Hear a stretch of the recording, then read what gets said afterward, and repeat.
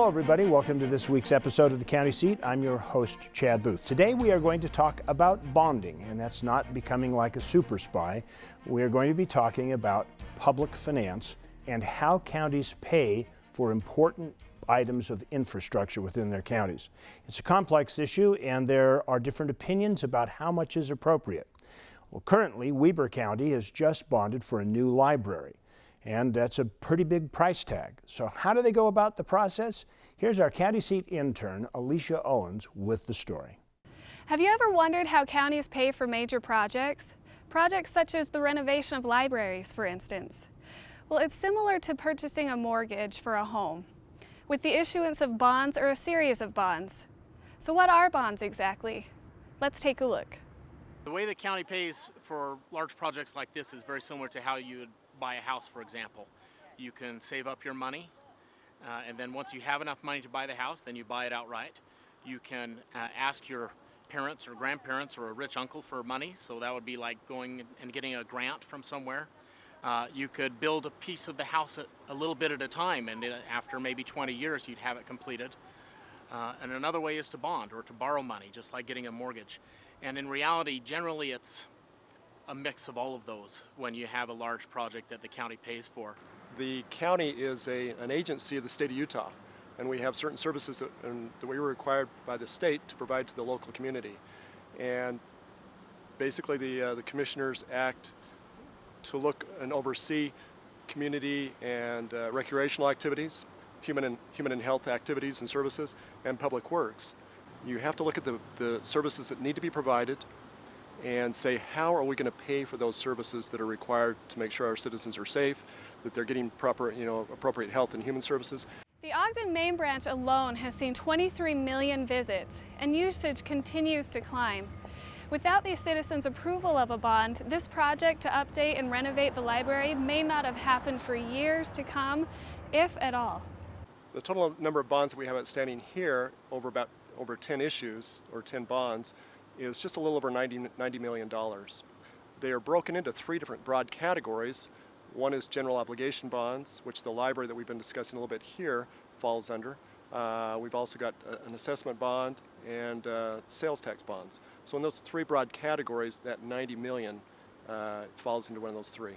Well, the library is almost 50 years old, and it has accommodated about 23 million visits. The renovation was budgeted at just under $16 million for the construction, the design, and the new infrastructure that's going in. And it's going to go on the National Register of Historic Places. But it will be amazing to see how, with the bonding support and the renovation, how this iconic structure that's 50 years old can be brought up to date and repurposed to serve the community for another several generations. We're going to be building this library and renovating the libraries. It makes sense for the people who are going to enjoy the benefits from that to help with the payment of that, rather than push that off and have the people who enjoy it not pay for it, have their children or grandchildren pay for it. In this episode of the County Seat, we want to bring to attention how much time goes into the planning of major projects such as this, and how the public's money is utilized in the most efficient way. We'll learn more in the panel discussion. From the County Seat, I'm Alicia Owens. Thank you, Alicia. We're always very pleased when our interns studying with us have a chance to apply their craft and trade, and I believe that was a fine job. We will continue our conversation with bonding with our guest panel when we come back here on the County Seat. We'll see you in just a minute. 149 million years in the making. Dinosaurs once roamed this land. Now they're found at the Dinosaur National Monument. Let's take you beyond the bones. We call it Dinosaur Land. You'll find it offers adventures and sights not seen anywhere else in the world. Come to Dinosaur Land, Vernal, Utah. You'll want to stay forever. The dinosaurs did. What would you do with an extra day in Utah Valley? Explore the Wasatch Mountains? Snap a family photo at Bridal Veil Falls. Cool off on Utah Lake or the Provo River.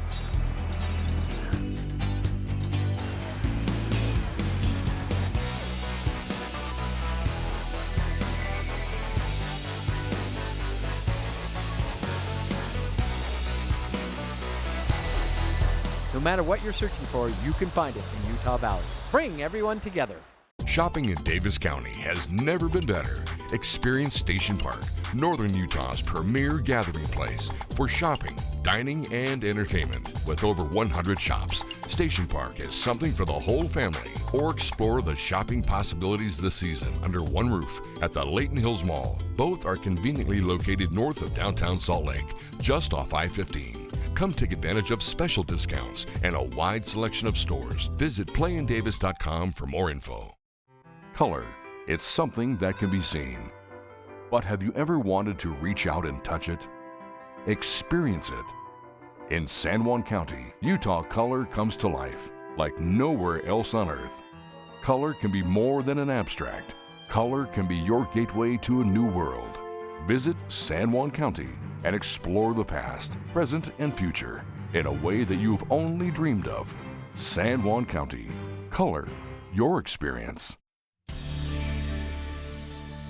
Welcome back to the county seat. We are talking about bonding today and the importance and the proper place for it when counties look at providing the necessary things that citizens and counties must have. Joining us for our conversation in the roundtable, Dale Brinkerhoff, County Commissioner from Iron County. Dale, thanks for making the drive up from Cedar City. Thanks for inviting me.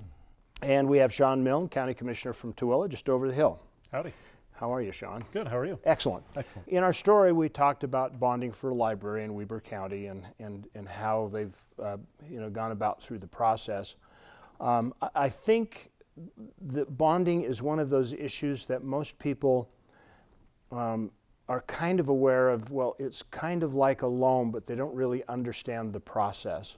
Could we maybe start with from a county perspective, how you see a bond? We see a bond as a necessary evil because we're not able to pay as we go and have enough cash up front to take on a project. So bonding becomes the next issue, and then of course we go through the process of determining which type of bond and to what institution to go to secure bonding. How many different kinds of bonding are there? I mean, that raises a good question. Oh, general obligation is probably the one that most people understand, but that has certain restrictions. General obligation bond has to be retired by and secured by property tax. If you do a local building authority / lease revenue, then any amount of money that comes into the general fund can be used to retire that debt service. So that's our preferred method in Iron County. We have several sales tax bonds for special event entities, but most of our bonds are through CIB with lease revenue. So basically, if I were to go buy a house and borrow money to build the house, I would be securing that the actual house to be built in the property with a mortgage, and that would be the collateral on the mortgage. And when you're doing a general obligation bond, you are actually pledging future tax revenue as the collateral. Is that how that works? Property tax. That's why it's very secure, and it also brings on the lowest possible interest rate. So I guess the next question is talking a little bit about let's talk about bonding and interest rates. I mean, obviously, as an individual, they look at my score with credit cards and other things to determine what my credit rating is when I go to buy that house, and that in marketplace influences what kind of an interest rate I can get to build. What kind of things affect the credit worthiness of a county? The ability to repay. The state enjoys a AAA bond rating, which is unheard of in the country nowadays. The county has a credit rating or credit score, which is usually established by a bond council. We use George K. Baum, and they do all the necessary paperwork. I think the state limit is still by statute. County can only bond up to 2% of its assessed value. So we're a smaller county. We could bond up as high as $67 million. I mean, that's a very scary number, very scary, but we're not heavily in debt in Iron County. And so to be clear then, the bond rating is established on the county based on how much debt you're obligated to with your property tax already and the track record of retiring the bonds. Do counties ever, I mean, I guess, do they ever default? I don't know of an example, but certainly it could be said that they can elsewhere, right? The Great Recession proved it. I'm not aware of any, but it is possible, yeah. Okay, so then mostly it's your ratio that determines what your bond rating is as a county. Like, how much are you already bonded for, or how does Utah get a AAA and maybe there's a county that only has a single A or a double A or something like that? Do you know the formulas at all by which that's determined? I don't know the formula. I don't. All our money is through CIB, and that's a negotiated interest rate with the CIB board. So it's not like trying to sell a bond to the bank or a lending institution. It's much simpler for us. Okay, and that's the CIB is the Community Impact Board. Community Impact Board. It's funds generated from fossil fuels. Excellent. Well, this is a good place to take a break. We'll come back on the county seat. We'll continue our conversation about bonding. When to bond and when not to bond will be the next question. We'll be back right after this break.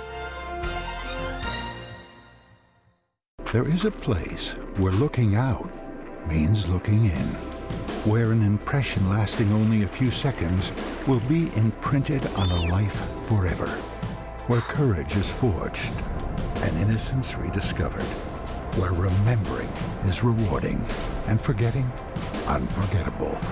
There is a place where truth is felt and where seeing is believing.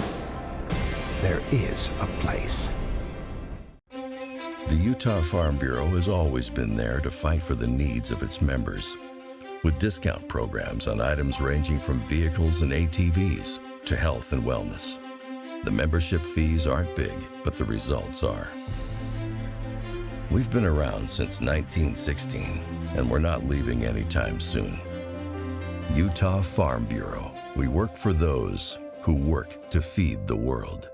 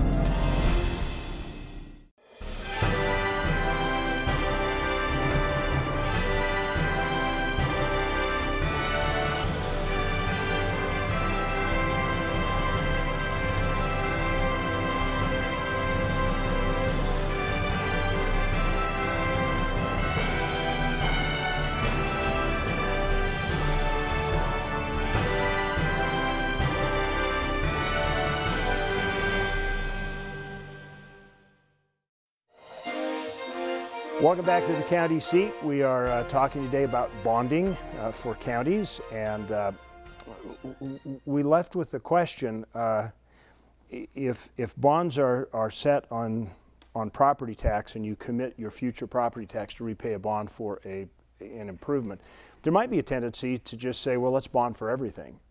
Why doesn't a county choose to just bond like crazy? Well, certainly you'd want to have some discretionary spending to take care of things that come up from day-to-day operations, staffing levels.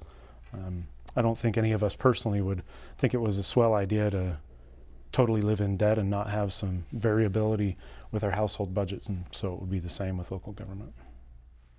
So how do you determine when to bond and when not to bond? That is the question. I don't want to sound too Shakespearean, although it might apply for you.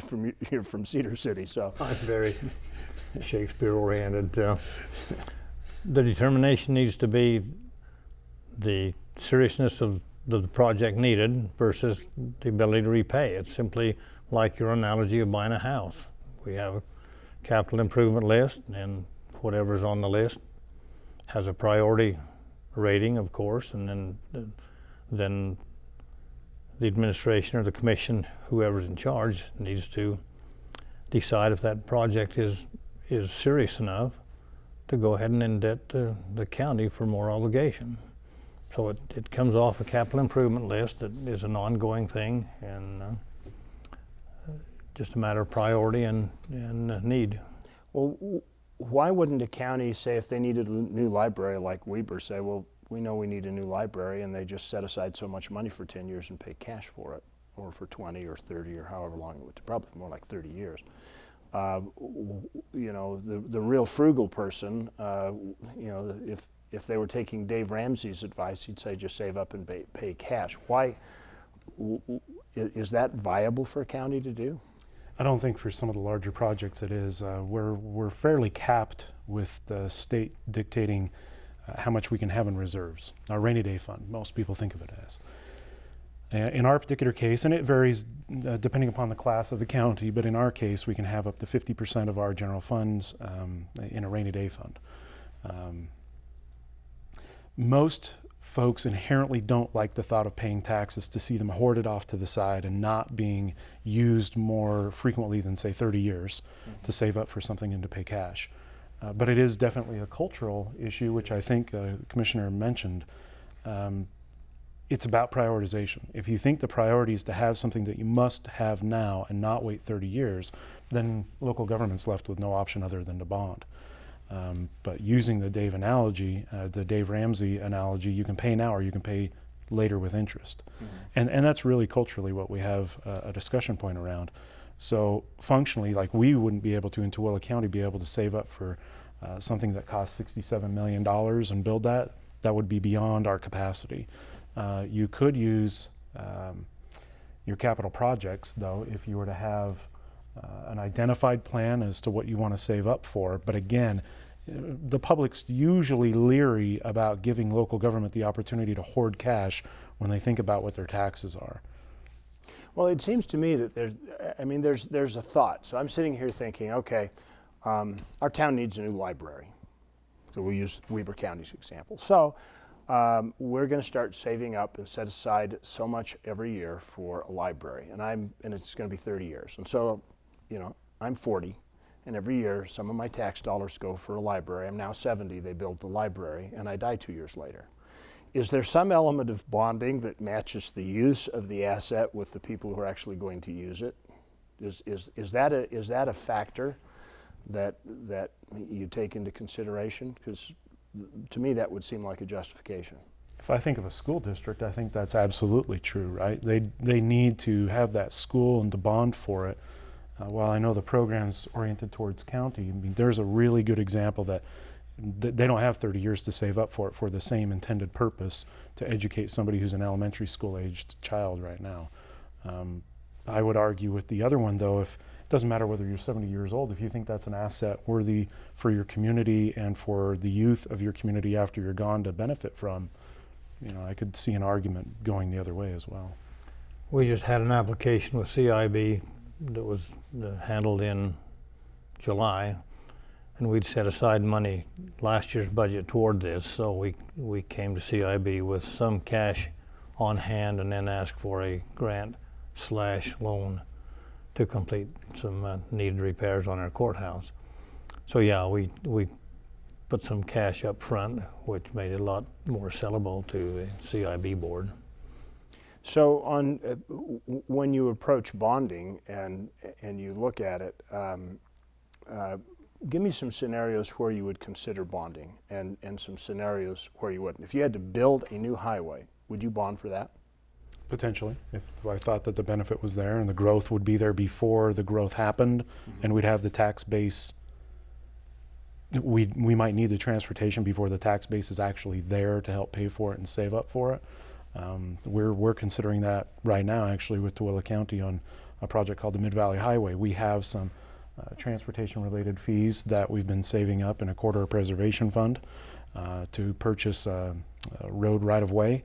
But when it's all said and done, we're going to need tens of millions more to actually construct this to be ready for the tripling of population in the next roughly 25 years. So we'll have the need before we'll have the tax base there to help us save up incrementally for it. And so that becomes one of the criteria where I say, well, bonding perhaps this time works. So if you were taking a stretch of highway that just had some deferred maintenance on it, would you bond to repair it? Well, that's actually incredibly topical for Tooele County right now. We saved up for the last several years in order to be able to do some repairs on our Mormon Trail Road. We're not going to be able to do a full depth rebuild, but we'll be able to do a partial reclamation and 3-inch overlay, but we've saved up.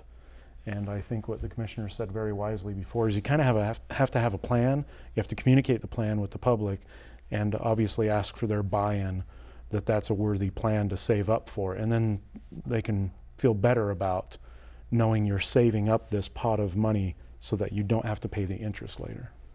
But there are state funds that come down to counties in B and C road funds that's generated from motor fuel tax. That's usually inadequate to take care of all the maintenance items, and we're always strapped for additional cash. But roads traditionally aren't an item that's normally bonded for, at least in Iron County. Right. But I guess I was trying to tap that as an example of saying, okay, so if you build it and it's new because you need the asset, that would be a place to bond because you need it now, and that's why you got to build it. But if you're just trying to maintain something, then that's probably not an appropriate place to bond. I wouldn't think so. If you've elected the right leaders, they've got that on a schedule that they can pay for the maintenance. Yeah. Very quickly, what's the one thing you would never bond? If there was talk in your community and they wanted to bond something, what would be one thing you'd just say, there's no way I'm going to in debt, and pay interest on a bond? You can have fun with this, guys. I would think something that would be a fad, something that doesn't have the test of time, maybe something not a necessary element of government. You mean like a hoverboard charging station or something like that? Yeah, probably not. Well, it seems like government ought to provide services that people cannot provide for themselves, and use that as a distinguishing mark to decide where to go and where not to go with taxpayers' money. Okay, well that's a good criteria. There are many things that people cannot do for themselves that government has responsibility, but there's also many things that we try to do that we ought to avoid. Okay, that sounds good. We're going to take a quick break here. We're going to come back with our final thoughts on bonding and some places and some tips for you to go to find out a little bit more information about it. We'll be right back on the County Seat. When the road takes you farther than you knew possible, when the world is more beautiful than you've ever seen, when home is more comfortable than it should be, this is when you know you're in Kane County. The perfect mix of rural and urban, culture and adventure. Glendale, Orderville, Kanab, Bigwater, small towns with more to offer than just peace and quiet. Kane County, Utah. Find the new you. There's a little place on a Utah map where I was raised, where my heart's at, where the sagebrush grows wild and high, and the stars come out at night. Oh, there ain't nothing like being raised in the basin with a Ute reservation, skiing starvation, that Duchesne County life. Let's be honest, you don't know much about Beaver County. Well, let me tell you about it. It's the birthplace of outlaw Butch Cassidy and inventor Philo T. Farnsworth. Some of the best skiing in Utah is at Eagle Point. You've got camping, Canyon Breeze Golf Course, Crusher and the Tushers, Beaver Territorial Courthouse, snowmobiling, renewable energy, Pioneer Car Show, Squeaky Cheese, ghost towns to explore, best water in the country, Paiute ATV trails, Old Frisco Kilns, horse races, hunting, fishing, and it's a good place to live. Beaver County, mountains of fun. I could tell you more, but why don't you come and see it for yourself? All local products have a story of magical places, real people, and delicious recipes spanning generations.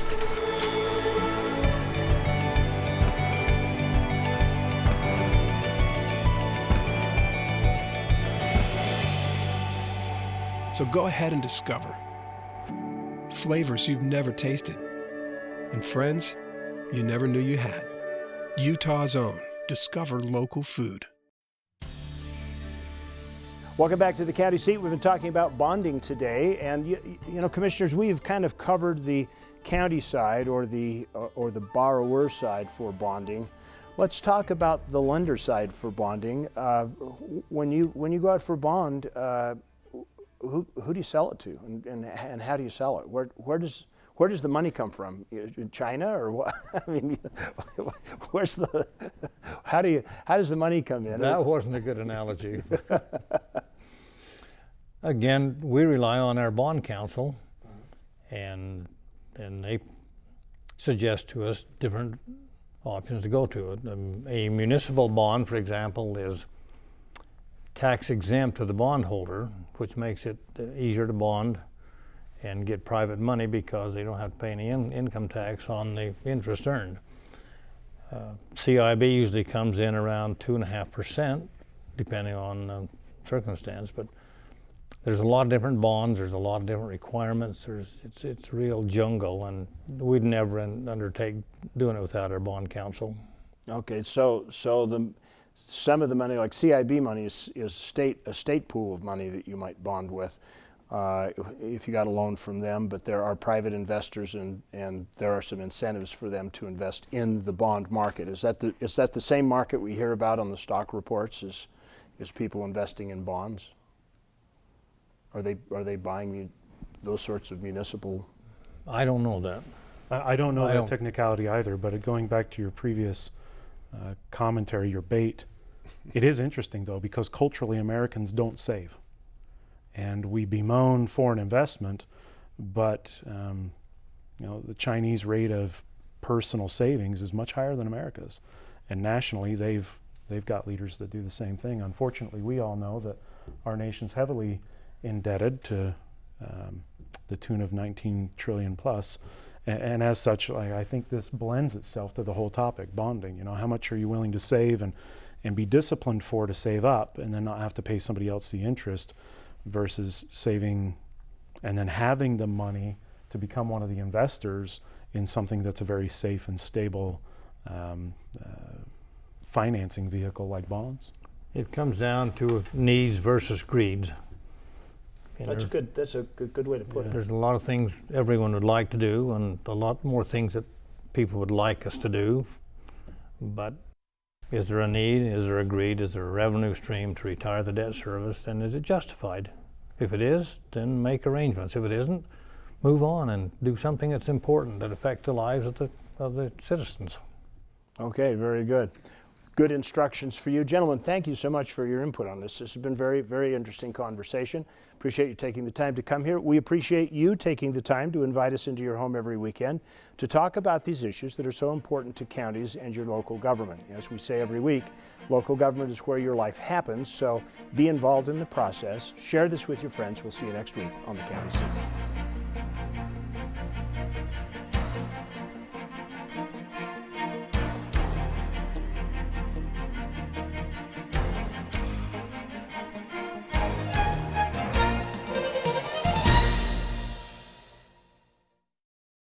If you'd like to share this video with your friends, well, you do that right here. If you would like to subscribe to our YouTube channel, you do that over here.